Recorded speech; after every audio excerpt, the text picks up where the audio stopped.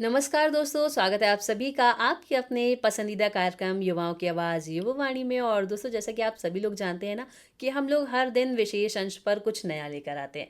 तो आज भी हम कुछ नया लेकर हाजिर हो चुके हैं। और दोस्तों, जैसा कि आज है 31 मई और इस दिन को हम विश्व तंबाकू निषेध दिवस के रूप में मनाते हैं।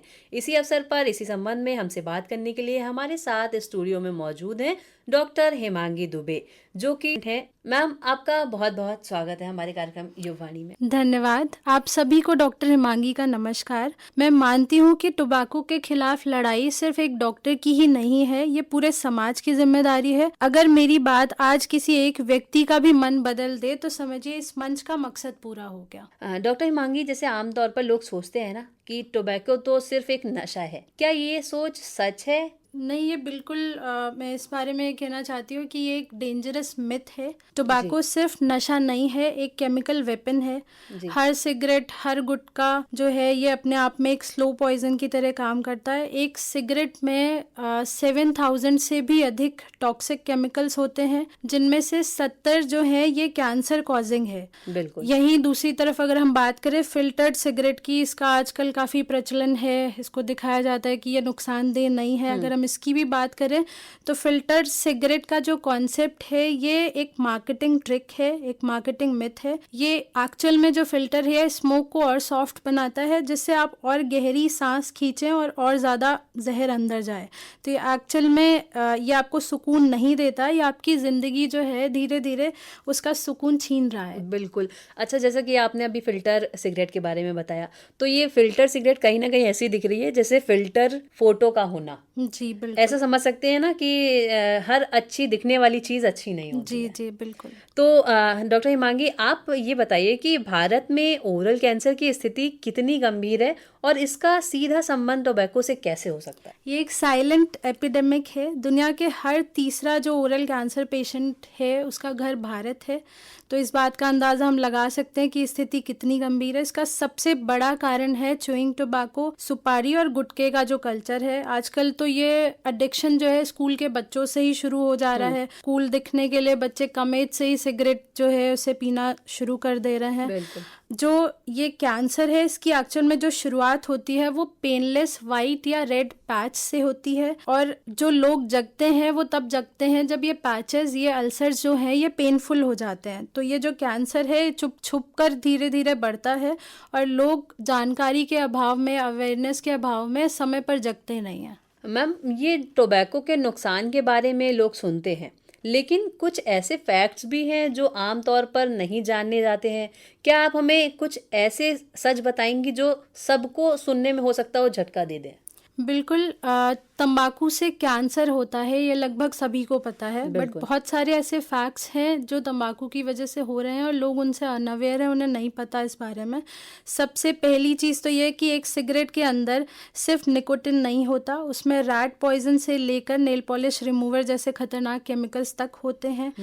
इसके अलावा आपने जो लोग गुटखा कंज्यूम करते हैं उनसे सुना होगा कि गुटखा ठंडक देता है। ये जो गुटखे का ठंडक देने वाला फैक्टर है ये एक इल्यूजन है। ये आपकी नर्व्स को नम करता है, लेकिन जो टिश्यूज होते हैं वो अंदर से मर रहे होते हैं। जी। इसके साथ ही जो अभी मैंने एक बार अभी आपको ये बताया कि फिल्टर्ड सिगरेट जो है ये ज़्यादा डेंजरस होती है, क्योंकि फिल्टर स्मोक को और स्मूथ बनाता है, तो आप और ज़्यादा जहर अंदर लेके जाते हैं। साथ ही एक ऐसा फैक्ट है जो सुनने में शायद ही आपको आश्चर्यचकित करे कि टोबैको जो है ये डीएनए को म्यूटेट करता है, और ये मेटाफर नहीं है, ये साइंटिफिक रियलिटी है। एक्चुअल में एक जेनेटिक सुसाइड है एक तरीके से, कि आपके डीएनए को पूरी तरह से चेंज कर दे रहा है, डीएनए को म्यूटेट कर रहा है। वाकई मैम, आपने ये तो बात बहुत अच्छी बताई है, तो सच में मुझे भी नहीं पता थी। अच्छा, जैसा कि मैं सुनती हूँ अक्सर कि लोग कहते हैं ना कि अरे मैं सिगरेट इसलिए पीता हूँ क्योंकि मैं मेरे अंदर की जो जितने भी इमोशंस हैं वो कंट्रोल होते हैं, तुम नहीं समझ पाओगे कि ऐसा क्यों होता है। तो मैं अक्सर देखती हूँ कि लड़के तो मैंने अब तक देखे थे लेकिन लड़कियां भी इन चीज़ों का यूज़ करने लग गई जी हैं। बिल्कुल। तो मैम, टोबैको के इस्तेमाल का इमोशनल और मेंटल हेल्थ पर क्या असर होता है? क्या सच में ये स्ट्रेस कम करता है? टोबैको का जो इफेक्ट है ये सिर्फ आपके शरीर तक सीमित नहीं होता, ये आपकी मेंटल हेल्थ को भी साइलेंटली लेकिन बहुत ही शिद्दत से बर्बाद कर रहा होता है। निकोटिन एक तरीके से एक साइकोलॉजिकल ट्रैप है। ये पहले एंजाइटी क्रिएट करता है, फिर उसी एंजाइटी को थोड़ा सा टेम्पररी टेम्पररी रिलीफ देता है,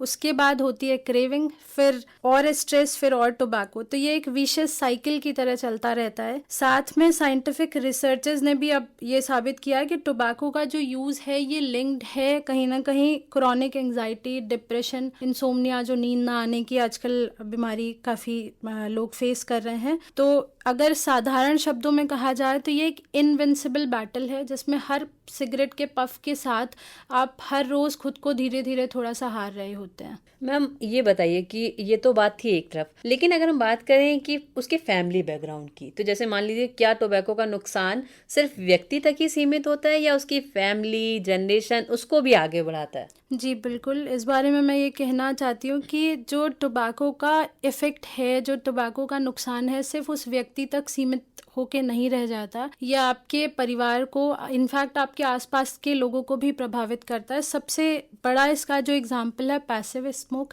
एक्टिव स्मोक के बारे में हम सभी जानते हैं कि जो सिगरेट हम खुद कंज्यूम कर रहे हैं, जो धुआं हम अंदर खींच रहे हैं, उसे हम एक्टिव स्मोक बोलते हैं। बिल्कुल। पैसिव स्मोक वो कि जब कोई और सिगरेट पी रहा है और उस वातावरण में उस धुएं को कोई दूसरा इंसान जो सिगरेट नहीं पी रहा वो खींच रहा है, तो उसे हम पैसिव स्मोक बोलते हैं। तो इस श्रेणी में अगर बात करें कि कोई ऐसा पैसिव स्मोक हो रहा है और कोई प्रेग्नेंट फीमेल अगर वहाँ पे मौजूद है, तो न्यूबॉर्न जो बेबी होगा उसमें लो बर्थ वेट, अस्थमा या डेंटल डिफेक्ट्स का जो ये खतरा है ये काफ़ी बढ़ जाता है। प्रेग्नेंट विमेन अगर खुद च्यूइंग टोबैको का इस्तेमाल कर रही है तो प्लासेंटा का जो ब्लड फ्लो है वो डिस्टर्ब हो जाता है और जो फीटस है उस तक ऑक्सीजन और न्यूट्रिएंट्स नहीं पहुंच पाते हैं।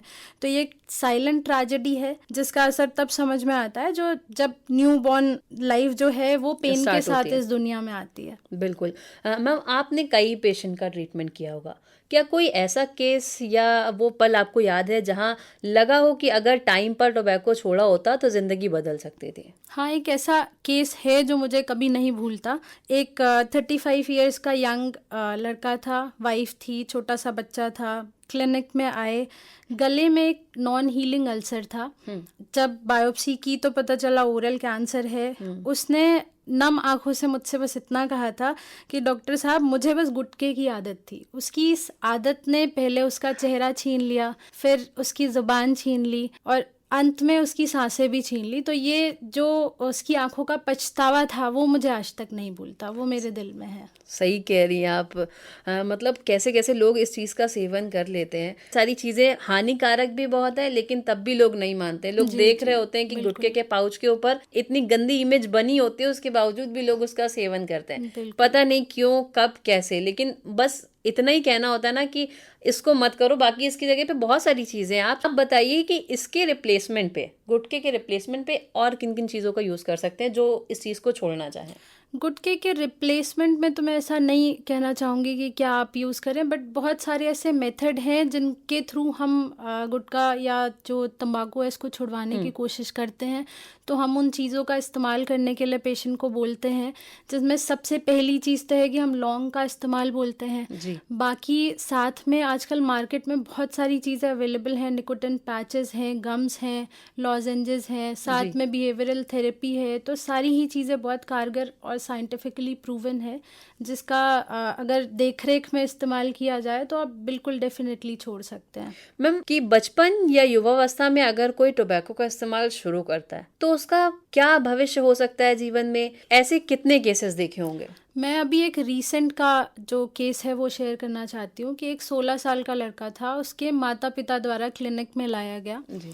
और उसके मुंह में वाइट पैच था, प्री कैंसरस लीजन बोलते हैं हम उसे। तो जब हमने काउंसलिंग शुरू की तो उसने बोला सिर्फ कूल दिखने के लिए सिगरेट जो है वो मैं कंज्यूम करता हूँ। तो मैं यही कहना चाहती हूँ कि टोबैको का जो सेल्फ डिस्ट्रक्शन है ये एक सॉफ्ट लॉन्च होता है और जब तक समझ में आता है किसी को कि इसका क्या नुकसान होगा तब तक डीएनए म्यूटेट हो चुका होता है। मतलब आप रिसेंट के केसेस और अभी आपने जो इससे पहले वाला केसेस बताया, सच में बहुत पेनफुल है कि वो लोग ये भी नहीं समझते हैं ना कि उनकी फैमिली पर क्या असर पड़ेगा या कैसे क्या हो सकता है। खैर बस आपसे चलते चलते यही कहना चाहूंगी कि आपका पर्सनल संदेश क्या होगा उन लोगों के लिए जो टोबैको यूज कर रहे हैं और उनके परिवार वालों के लिए जो चुपचाप इसका नुकसान देख रहे हैं? देखिए, टोबैको छोड़ना सिर्फ एक हेल्थ डिसीजन नहीं है, ये एक प्यार भरा फैसला है। आपके छोड़ने से आपके रिश्ते, आपके बच्चे, आपका घर सब कुछ बच सकता है। और जो मैं एक संदेश देना चाहती हूँ लोगों को, बस यही कहना चाहती हूँ कि टोबैको से बचने का एक ही तरीका है कि उसको कभी शुरू ही नहीं किया जाए, और अगर शुरू कर दिया है तो उसे आज इसी वक्त छोड़ दें। धन्यवाद मैम, आप हमारे स्टूडियो में आई, आपने सच में बहुत अहम जानकारियाँ दी। आपका बहुत बहुत धन्यवाद। Thank you.